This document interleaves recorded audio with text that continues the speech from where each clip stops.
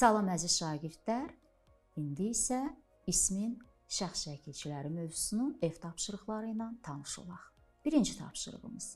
Verilmiş sözlərə şəxs şəkilçiləri artıraraq cümlələrdə işlədək. Sizə əskər, zabit, komandir və general sözləri verilmişdir.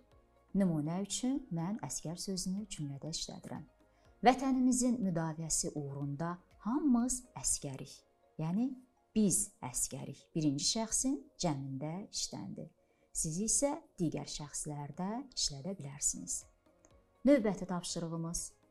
Verilmiş mətndən şəxs şəkilçili sözləri seçin. Bugün hamımız məktəbin həyətindəyik. Birazdan mükafatlandırma mərasimi başlayacaq. Sıradakı şagirdlər məktəbin əlaçılarıdır. Müəllimlərimiz deyir ki, siz müəllimlərinizin və valideynlərinizin fəxrisiniz. Məndən soruşanda ki, gələcəkdə hansı peşəni seçəcəksən?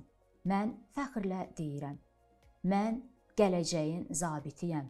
Dostum isə, mən isə gələcəyin memarıyam deyir. Bu mətnin içindən şəxs şəkilçili sözləri seçərsiniz. Birinci cümləyə diqqət etsək, bugün hamımız məktəbin həyətindəyik. Birinci cümlədə sonuncu sözə şəxs şəkilçisi artırılıb.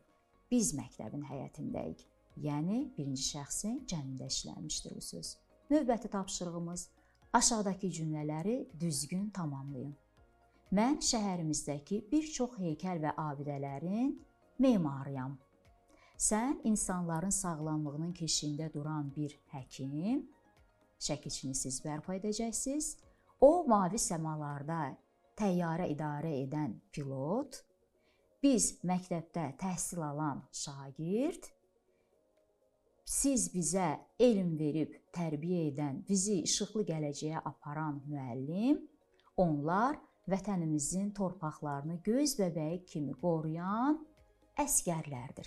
Bax, bu şəkildə nöqtələrin yerinə uyğun şəxs şəkilçilərini artırıb cümlələri davamlı şəkildə qurarsınız. Sağ olun, gələn dərslərimizə qədər.